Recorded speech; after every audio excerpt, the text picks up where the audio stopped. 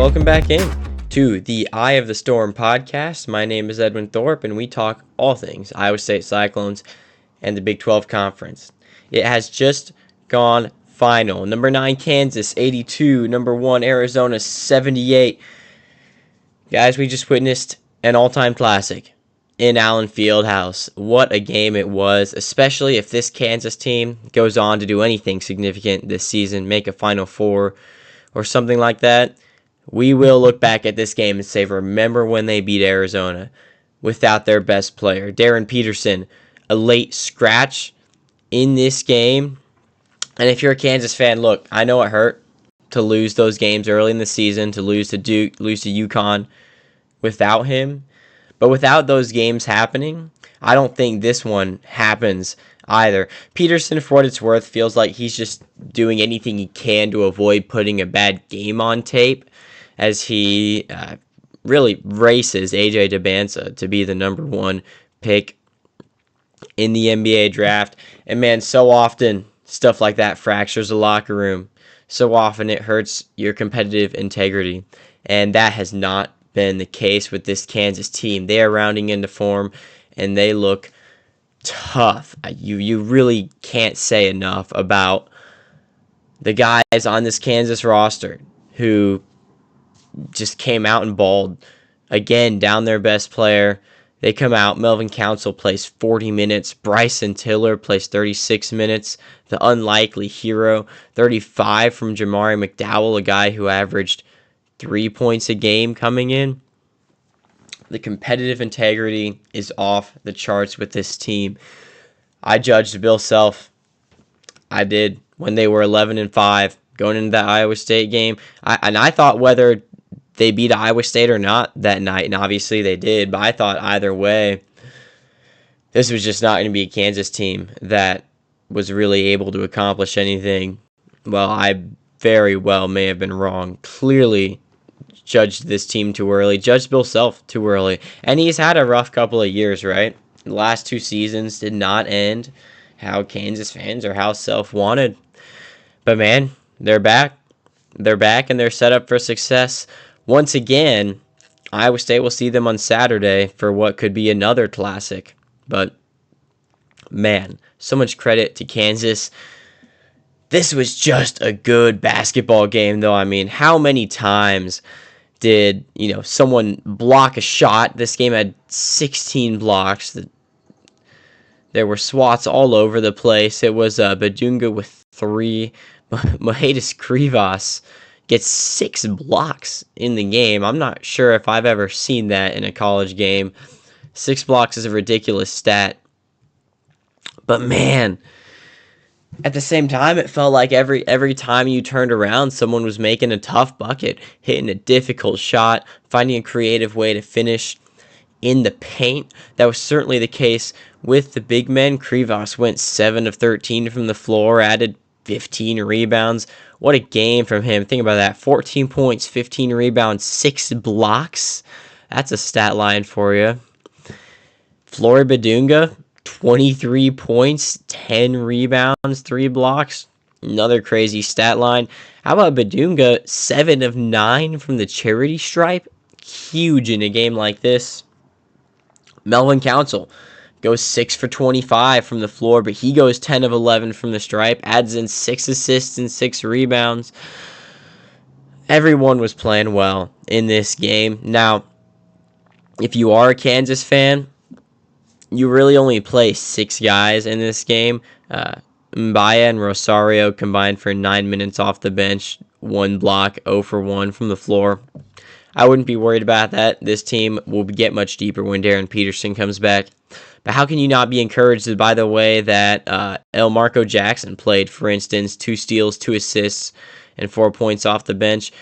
Jamari McDowell will be the unsung hero here, a guy who has just been a bench piece, a good shooter, but nothing more than a piece off the bench.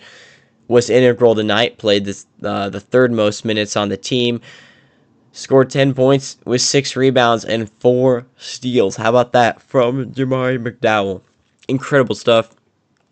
And Trey White doesn't even have a good game. He goes 1 of 6 from the floor, 0 of 1 from 3. That's the kind of stat that if you told me before the game Trey White is going to take 1 3 and he'll miss it, I'm probably taking Arizona by double digits. Not the case, because Council, Tiller, Badunga, McDowell, they come through big time, and it shows you how deep this Kansas team can be right now. Because when Bryson Tiller's having games like he had yesterday, look out. This Arizona team, though, they played a really great game, too. I watched the whole thing, and what stuck out to me was that I didn't really see them doing anything differently than they did when they beat OSU by 37 on Saturday. I think this was the same caliber of basketball. That was the caliber of basketball that you would expect a number one team to come out and play with. And the way they competed in that environment was so impressive. They will probably drop now from number one in the rankings. They absolutely should not, unless they lose again this week. But man, that's not a result that I can judge Arizona based off of. People are going to. They're going to say number one team, you should beat anyone, anywhere. But I just don't think that applies to Allen Fieldhouse. I genuinely don't. I've seen too many good teams go in there and get smoked. Arizona did not get smoked. Should tell you something about how good they are compared to Iowa State right now, because we go in there and we lose by 20. Arizona goes in there and they're in it at the end, and they were in it at the end. Even when Kansas took a late lead, Wildcats stuck around. It was a 1-point game with 30 seconds to go. Braden Burries, man, 34 minutes, 25 points, 4 of 7 from 3. He was really their only three-point shooter. They went 6 of 15 as a team. This guy's a really good player, and Arizona is another team that just feels like they continue to get deeper. The stat here that sticks out to me is Anthony Delorso playing 12 minutes. Like, this is a guy who starts on basically any team in the country, right? He played really good basketball last year. He has played really good basketball this year. And in a big-time game, he's only good for 12 minutes for them off the bench. Like, are you kidding me? This is some incredible depth on this team. And he's on the bench because the guards that they have are ridiculously good. Chaden Bradley, if you told me that he's going to get 6 points on 2 of 8 shooting, I mean, what are you thinking? Kansas by 15? No. He only scores 6 points. You think of him as a scorer? Yeah, well, he has 5 rebounds, 4 assists, and 3 steals. Like, this is a complete team with complete players. They don't just score the ball. Guys like, Krivas, you may be thinking of as rebounders. They don't just rebound it. He goes and gets 14 points. Burries gets 25. Karchenkov gets 13. That made up the bulk of their scoring. Karchenkov's another guy, really dangerous, and he went 0 of 3 from deep yesterday. Still found a way to get 13 points. He's a complete player because he can attack you inside and out. And I haven't even talked about Koa Pete. I mean, the talent on really both of these rosters is off the charts. Iowa State's going to have it tough playing both of these teams if they play the way that they played last night. But that's okay.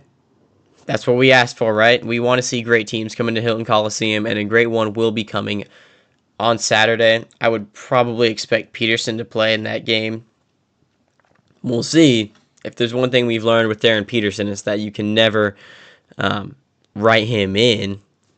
I'm not sure what that says about him. I wouldn't take him with the top pick, but do expect to see him play Saturday. I want to talk for just a minute about the atmosphere, because there's not a better one in sports than what you saw in Allen Fieldhouse tonight.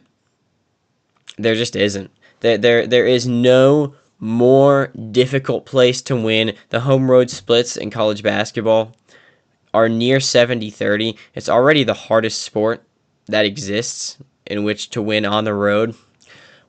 Playing in a place like that, it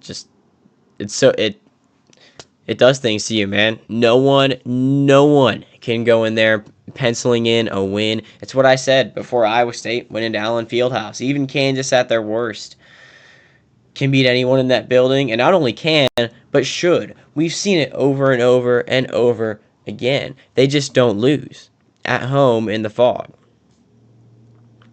And look, if you're an Iowa State fan, you're probably thinking, yeah, the Fog, we got a great place too. And we do.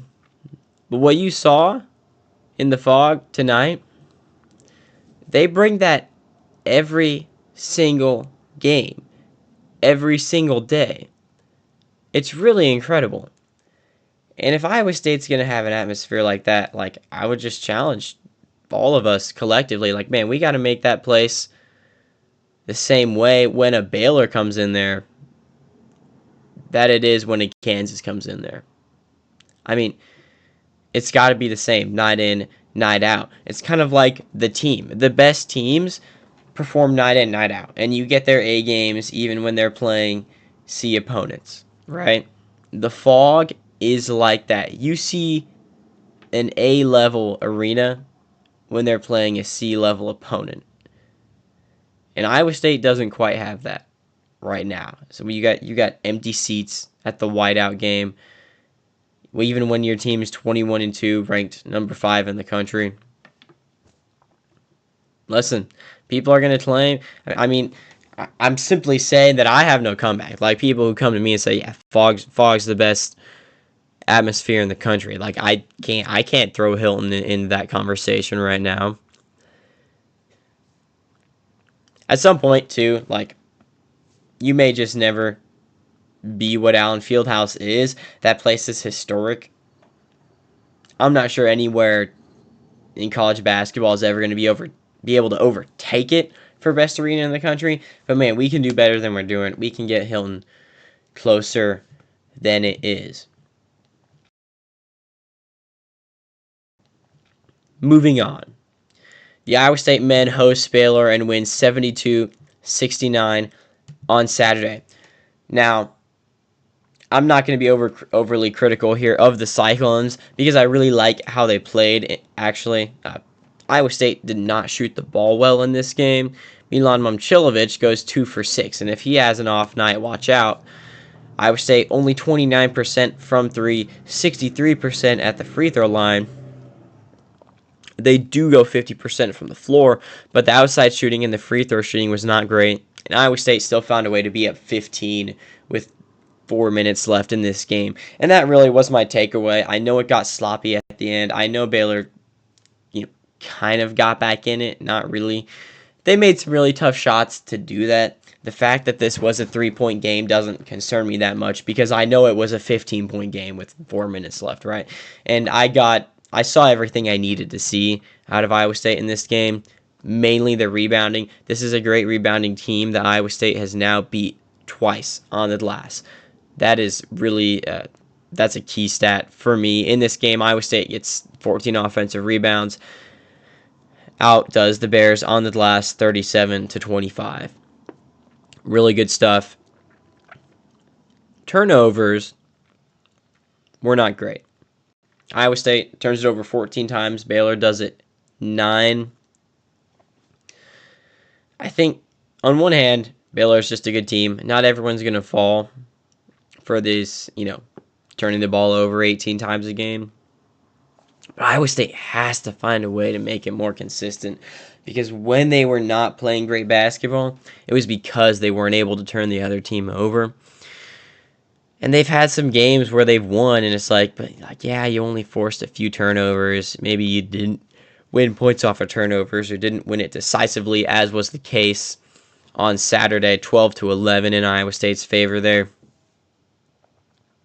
It just has to be more consistent. If Iowa State's going to hang their hat on turnovers defensively, it has to be more consistent than it's been.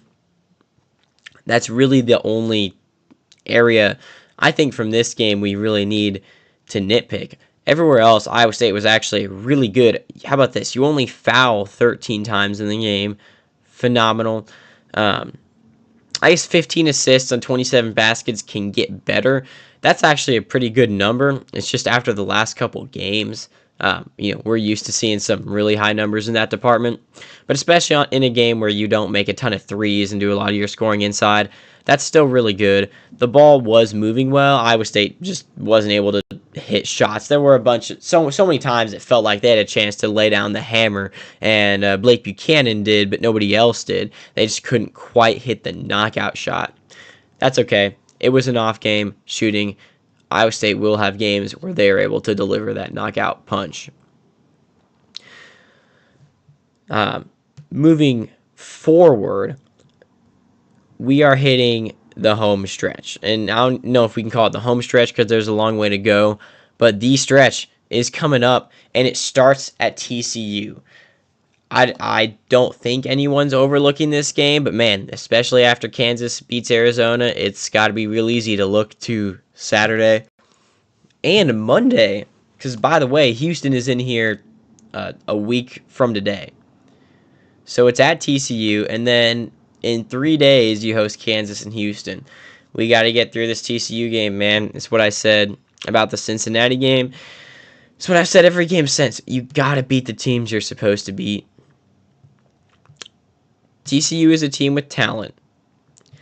They haven't really been able to put it together. They pulled off a nice comeback win over K-State at home on Saturday, but you shouldn't be having to come back against K-State anyway. Before that, they had gotten drilled at Colorado and lost to Houston. They've come close to beating some good teams. They played a really good game at BYU. They played a good game at Michigan earlier in the season. They had that game at Kansas, if you'll remember that. I don't know how many people do, but it was the game where Kansas got down by 15 with just a couple minutes left in the game and found a way to get that to overtime and win. TCU squad that's probably on the bubble. Now, they're on the wrong side of it right now. The bracketology doesn't like them. But this is an opportunity, right? When Iowa State was at their worst, they were playing desperate teams. Well, this is a desperate team in the most pure sense of the word. You will not see a team this year that needs a big win more badly than TCU needs a big win in this one. So I think you're going to get their best shot, and I think Iowa State should win anyway. TCU plays a lot of guys for a lot of minutes. So, for instance, David Punch, their leading scorer, he averages 30 minutes a game. Pretty typical. But he's a complete player, man. 14 points, 7 rebounds, 2 assists. He averages 2 blocks as well and only turns it over 1.5 times a game. He's not a great three-point shooter or free throw shooter. That's probably... you're probably looking at a Milan or Joshua guarding him, and I think Iowa State can really take him out of this game. I just like our defenders at that position better than I like Punch. Edmonds is another forward. He averages 13 points and 6 rebounds a game and only plays 21 minutes, so he's very efficient. When he's in, he's going to play really hard. I'll be really fascinated to see between Buchanan, Jefferson, and Milan how those matchups shake out. Jaden Pierre is a guard. He also plays 30 minutes a game, averages 11 points. I haven't really seen him pop a ton in the TCU games that I've watched. He's a really solid player. I would almost compare him even to like a Nate Heisey, although he scores it a little bit more. He's not as flashy. He just does winning things, and the points come, and he averages double digits. Really good three-point shooter at 38%. Worth mentioning Edmonds, who I just talked about. He's 42% in that department, so definitely some three-point shooters on this team. Micah Robinson is a forward. He plays 25 minutes a game, averages 10 points. And Brock Harding, he's the guy that's going to hit you for 9 points, 6 assists. So really good numbers there. Lelavicius, I believe it is, another guy who plays 24 minutes a game, averaging 8 points. And you can go further. Tanner Toolson averaging 20 minutes a game, and J.S. Posing averaging 14 minutes a game. So you look down this roster, it's an 8-man rotation, but their bench plays a lot of minutes and can really contribute. Between those last 3 guys, they average about 25 points, 10 rebounds. So a really deep squad. Really good shooters, I would say. Overall, Edmonds is a guy who shoots 60% from the floor. Punch, 53% from the floor. The only one who's maybe not super efficient would be Micah Robinson, who only makes 37% of his shots. Looking down the three-point shooting stats, Lelevicius will hurt you from there with 40%. The rest of their guys are pretty mid three-point shooters, hanging around in the 28-30% range. I don't think that TCU is a team that's really going to try to beat you from three. They only have 172 on the season. So, it comes out to about 8 makes a game. They can absolutely do it.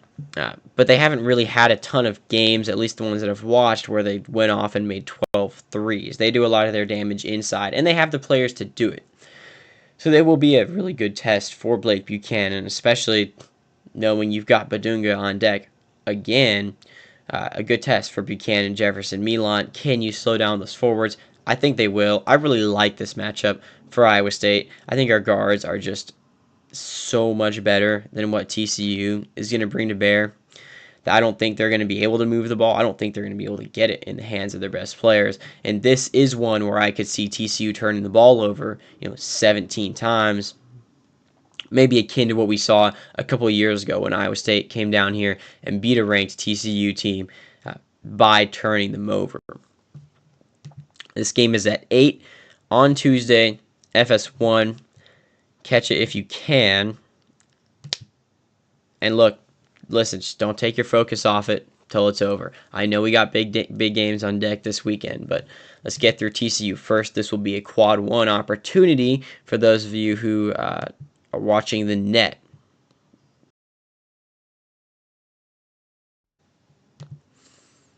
The Iowa State women, they go to Utah and get a huge win on Saturday.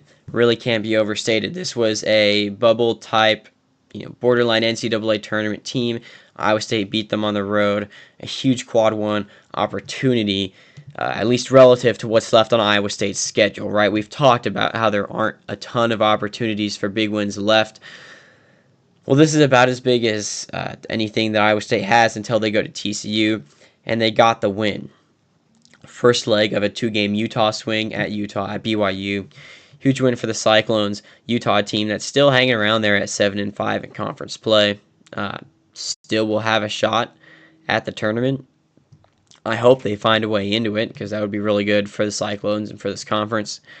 And overall, man, Iowa State played a great game here. They got out to a pretty big lead in the second half.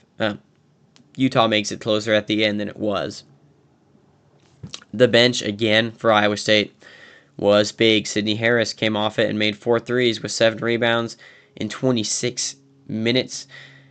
This is the kind of thing that you really need to see from this team. The bench production, even in the absence of Addie Brown, is massive because you're just going to get that much deeper. So when Addie Brown comes back, you maybe see like a Reagan Wilson who played 5 minutes on Saturday, shunted out of the lineup. But that's the thing. She only played 5 minutes, and you're going to replace that with a 30-minute per game type player. So who doesn't get the minutes? I don't know. You probably see fewer for Paul, maybe for Elisa Williams, although she's played really well. Elisa Williams, how many times right now have you watched and said, man, she's playing really well, and felt like she made more plays even than maybe she did? She only played 11 minutes in this game. I would not have guessed that. I would have thought she played closer to 20. Just felt like she was everywhere on the floor. Honestly, same goes for Reese Beatty, who played 29 minutes in this game. She's done a really good job as a backup point, bringing some of the handles that Iowa State was maybe missing in the absence of Addie Brown. Kenzie Hare, not a great game from 3. She's kind of been in a shooting slump lately. I wouldn't worry about her. I think she'll figure it out again by the time we get to March. And in the meantime, Ariana Jackson has just been shooting the ball lights out. Jada Williams improving there. It was a really good game for Audie Crooks, and Utah had shut her down in the first half, and she just went off in the second half. It was the Audie Crooks that maybe we haven't quite seen lately. Teams have been more willing to let the Cyclones shoot the 3, and they were willing to let Iowa State shoot the 3 in the first half of this game, but in the second half, Iowa State force-fed Audie Crooks, and it worked. She gets 26 points, 8 rebounds. Did have 6 turnovers, So if you're in a nitpick, that would be the place to do it. It will be something to continue to watch. Can Audie Crooks find a way to dish it to her teammates when she needs to? It's a little bit like Joshua Jefferson, where there are times that she dribbles the ball, and it's like, man, I wish she wouldn't put it on the ground. But in general, she does a really good job of getting the ball out of her hands when she catches it. But still, 15 turnovers, not great. You still win the turnover battle, 16-15. A number that I really loved from this game was 18 assists on 28 made field goals. The assists coming in to Crooks are really good because it means Iowa State's finding ways to attack the extended defenses that they've seen. They're finding ways to get in the middle. Reese Spade really stuck out to me the way that she was able to attack the middle of the court on the dribble and be a scoring threat. She only had 4 points in this game, but where she was able to get with the ball made a difference because it forced the defenses to collapse around her to pull their bigs up to stop her from scoring in the middle, and that just opens up everything for Audie Crooks. This team has made the adjustment. They're playing really good basketball. They're starting to figure out, if they take away this, what do we do? If they take away Crooks, right? We now have a plan B. If they take away our 3-point shooting, we'll find a way to get it into Crooks.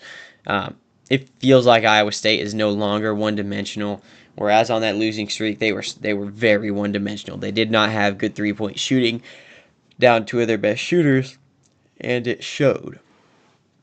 No longer the case. Even with Addie Brown out, the shooting has been good. Jada Williams has stepped up. Getting Jackson back helped a lot. And Iowa State really feels like the incredibly dangerous offensive team that they were to start the season. The one thing that does make me wonder is that, lately the bracketologies, whatnot, have had Iowa State as like a 9 or a 10 seed on the women's side. I think this team still has potential to work its way really high up. Now, you're going to have to rattle off a lot of wins, but the good news is you can. So Iowa State goes to BYU. That's another tough game. And on that note, going around the Big 12 on the women's side, there were a bunch of games Saturday. Baylor found a way to beat Arizona State at home. Arizona State, a team that I think was on the first 4 out going into that game. Badly needed that one, and they almost found a way to do it, man. Credit to Arizona State for playing hard. I just don't think that they are your typical 19-6 team. I don't think they're as good as their record shows. 6-6 in the Big 12 now. They're still looking for a marquee win, and they're running out of chances to get one. Baylor, on the other hand, they pick up a nice home win over a bubble team. They get to 21-4. Again, need Baylor and TCU really to keep winning, in my opinion, just to elevate the profile of this conference. Same goes for Texas Tech. They picked up an easy road win over Houston. Not much to say there. They win by 24. West Virginia, at home, beats a bad Arizona team handily. Really good stuff. Oklahoma State got a big win over UCF. UCF not a good team, but Oklahoma State, one of your premier teams, need them to keep winning at home, and they do. And Kansas State beat BYU by 25 in the Octagon of Doom. I didn't love this result. I was hoping BYU would find a way to pull that one off on the road, get back to 500 in conference play, and maybe onto the right side of the tournament conversation. I don't think they're there right now. It only increases the desperation with which they'll be playing when Iowa State goes in there. Again, don't love Iowa State catching BYU coming home after a loss, but it is what it is. You're going to have to find a way to win that game.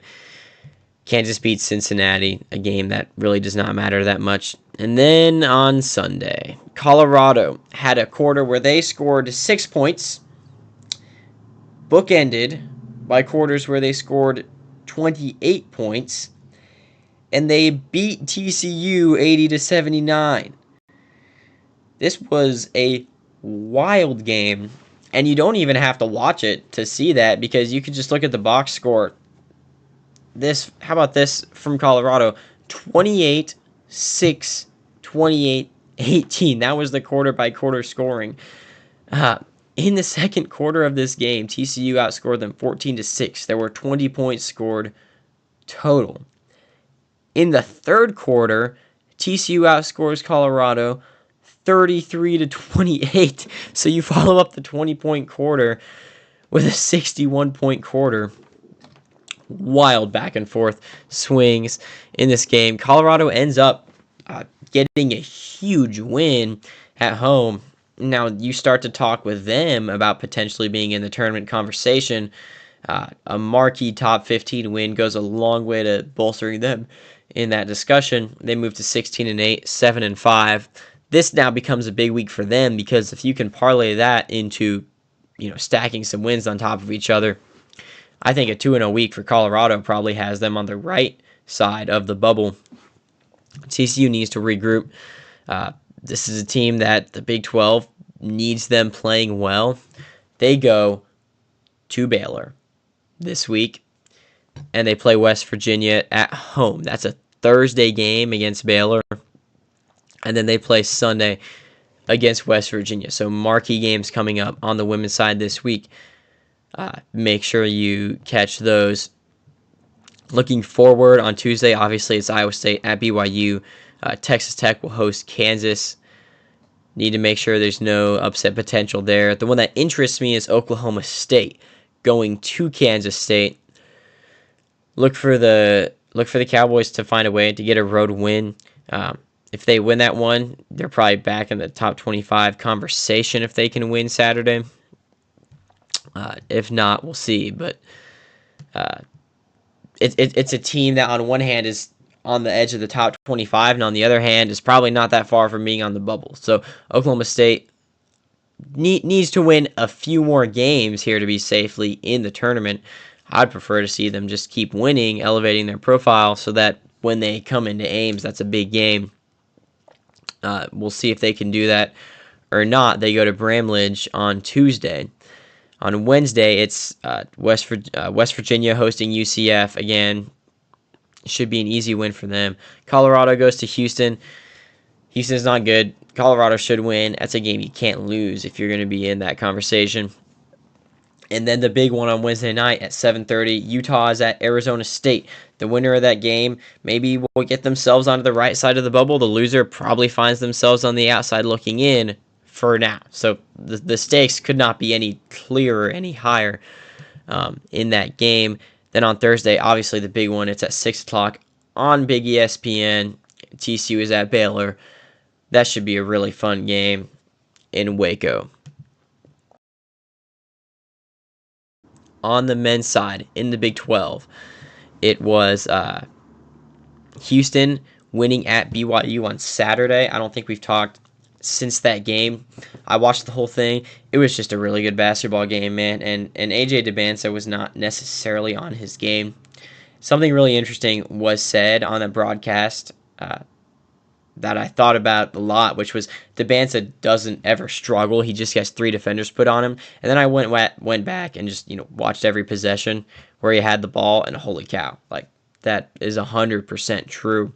He didn't have a great shooting night, but just in terms of his overall ability to find ways to score, because it's not just about shooting. You could draw fouls. You can get to the rim. He does that with an incredible level of consistency. And part of what should make this BYU team good is the fact that he literally, even on his off nights, you can't stop doubling him. He makes you make him see multiple defenders. And yet BYU loses at home again. They've played Houston and Arizona there, haven't been able to find a way to pull off those games. They're 5-5 in conference play now after a 4-0 start. They've lost at Texas Tech, at Kansas, at Oklahoma State to go along with those 2 home losses. They're just in a tough spot. They've played a really difficult schedule. The game that hurts for them was that loss at OSU earlier in the week. But I don't even mind that for the conference. I think that went a long way towards getting OSU back on the right side of the bubble. But BYU, man, they go to Baylor on Tuesday night. That's at 6. It'll be before the Iowa State game. And that one's going to tell us a lot, because Baylor, again, a desperate team, right, on the way on the outside fringes of the bubble conversation. And so they just need it badly. Although the caliber of win that BYU is probably declining at this point. But they go to Baylor and host Colorado. And then next week they're at Arizona. So BYU badly needs to find a way to win a couple of games here this week so that they can afford to go to Arizona and lose, because most teams are going to go to Arizona and lose. TCU, as I mentioned earlier, completed that big comeback against Kansas State on Saturday. That was really the only other game of great consequence. Arizona obviously blew out OSU. Kansas and Colorado won against bad teams at home. Texas Tech beat West Virginia on Sunday. Really good win for Tech. Going into Morgantown, finding a way to get that done. West Virginia needed it badly. That's a team that if they would have won, you could have really started talking about them and March Madness. Not so now. They probably need to string together 3 or 4 wins in a row if they're going to find themselves on the right side of the bubble, at least with where Lunardi has them right now.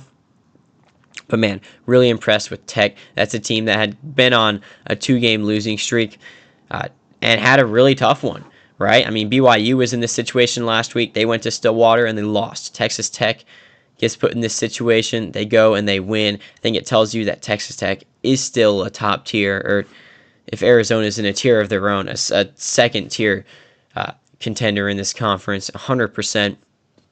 And I really like how they're playing. This week, they host Colorado, and they're at Arizona on Saturday. That game, I think, will have College Game Day. It should be a great one. Catch that one if you can. And then Cincinnati beat UCF at home. Man, UCF, tough game for them going into Cincinnati. Obviously, Iowa State lost there, but they go in and they lose by 20. This is a team that is still solidly in the NCAA tournament. But that's just not a loss that you want to have on your resume. It's not good for the conference. This was a team that I said should have been ranked last week.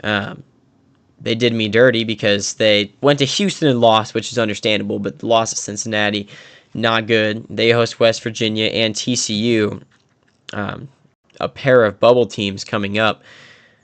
Would like to see them find a way to win twice this week. We talked about Kansas beating Arizona in the fog on Monday. On Tuesday, BYU is at Baylor. Already mentioned that one. Oklahoma State is at ASU. That's a big one to watch because Oklahoma State needs to string wins together. They're 4-6 in conference play, but they do have some big wins.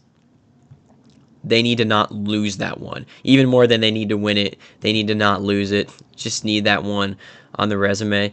On Wednesday, Texas Tech will host Colorado. Look for the Red Raiders to roll there. And then Cincinnati and K-State in a game of little consequence. For now, that is all that we have. Once again, it is the Iowa State men on Tuesday at 8. Going to TCU, the Iowa State women on Tuesday at 8 at BYU. Catch both of those games, and we'll be back here to talk about them before the Saturday games. For now, my name is Edwin Thorpe. Have a great rest of your week, and God bless.